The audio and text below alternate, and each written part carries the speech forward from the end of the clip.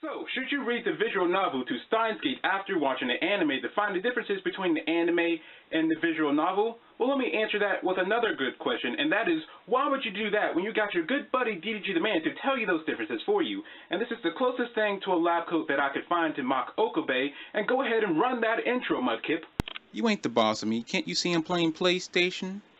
Do it, or you don't get lunch.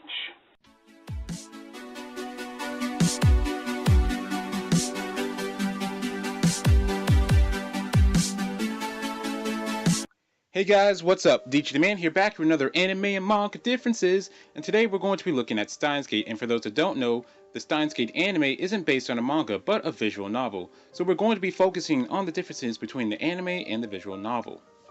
Before we get started, I have a few things I want to say. 1. So with this being a visual novel, that means there are multiple endings. The one the anime uses is the true ending, but there are multiple ones. So that means a lot of explaining. So that means this video might go longer than I wanted to. So I might be splitting this video into 2 parts, so bear with me. 2. If you haven't seen the movie of Steins Gate, don't worry, I don't think any of this has anything to do with that. And 3. This should be obvious by now, but this is going to be spoil filled, so if you don't want me to spoil the anime for you, please leave. And with that out the way, let's go ahead and get started. So one of the differences are the scientific explanations. They are much more detailed in the visual novel, like how the gel bananas, D-mails, and their time leak machine works. Furthermore, in the anime they skip one of the characters' backstories, which explains how Okabe came to die in the future. And with this being a visual novel, that means there are a lot more detail and story to be told. Also, with this being a visual novel, that means there are different paths you can take by changing the plot ever so slightly to where that can lead to different endings, which I'm going to be explaining now. First up is the Suzuha ending, and she is the girl from the WW3 future. Ocarine decides not to send the D-mail so that Suzuha doesn't have to be all alone in the past and erasing her memories of their time together at the lab. So because they don't send Suzuha to the past to try to find the 5100, Okabe continues to time leap to continue to try to save Mayuri, but fails every time because if you guys remember, Mayuri keeps dying. Despair soon descends, and Okabe let himself time leap to the same period of time again and again, when everyone was just happy together. Nothing sad was going to happen. Maybe it was over 100 times he time leaped. He became so fed up with seeing the same happy scenes repeatedly that sinister thoughts started to appear in his mind. He can just reset everything as if nothing happened.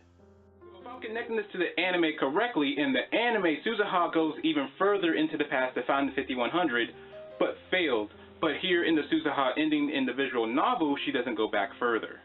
Eventually, after another time leap, Suzuha noticed a change in Okarine's expression. His eyes looked as if he was brainwashed like the people from the future she came from. So she invites Ocarine to travel back to the past to find the 5100 together. And Okabe agrees. And that is the end to Suzuha's ending in the visual novel. Next is Faris' ending, you know, that otaku maid girl. So in this ending, Okabe decides not to send the D-mail because he didn't want to sacrifice anyone else's happiness after Suzuha, because in this ending Suzuha did go back to the past and fail.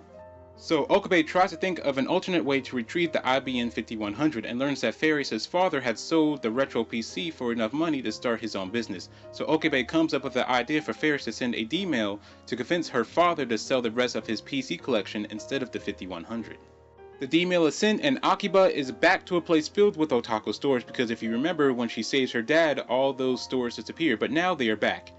So Okabe goes to Suzuha's home to find a divergence meter and discovers that the value had decreased. Not only that, the Gadgets Lab had ceased to exist, you know, that thing he had going with Mayuri and Daru. So Ocarine decides to go visit the May Quinn Maid Cafe and finds that Mayuri and Daru are there, but neither of them know who Ocarine is. Faris was now his girlfriend in this timeline. They had met in a small Rainet shop where they had a fierce battle together. They decided to join forces for the Grand Championship, and Faris fell in love with him.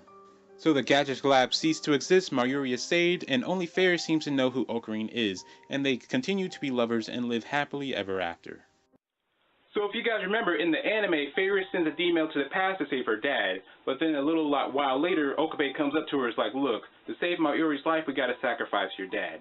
But in Faris' ending in the visual novel, what ends up happening is that Okabe's like, no, we can't sacrifice. I can't ask you to sacrifice your dad.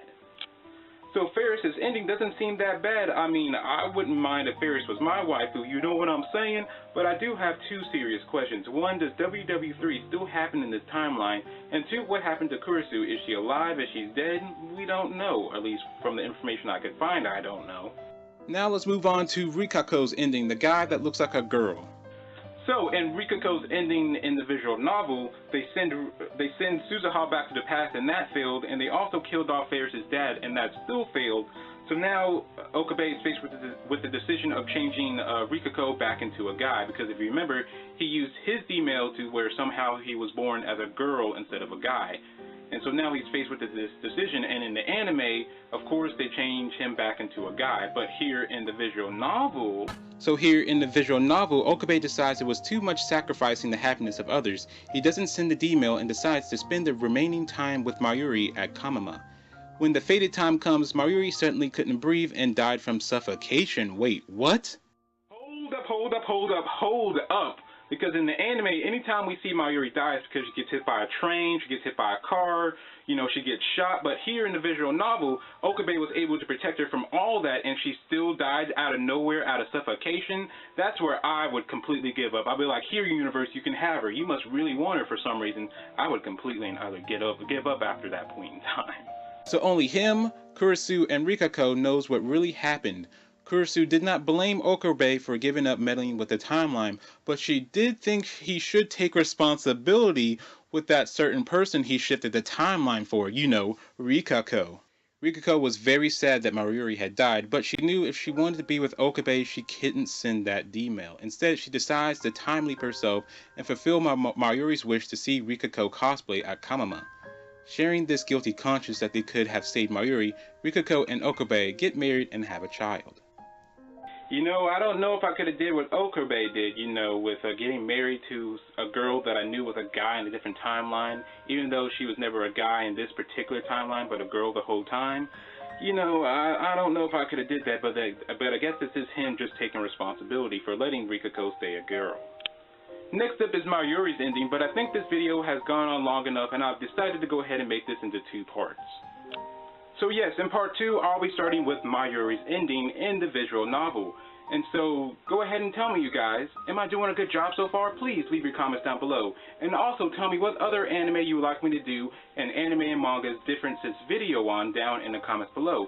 And if you guys like this video, please like the video. And if you like me, subscribe to me. And as always, this is Steins, and I'll catch y'all next time.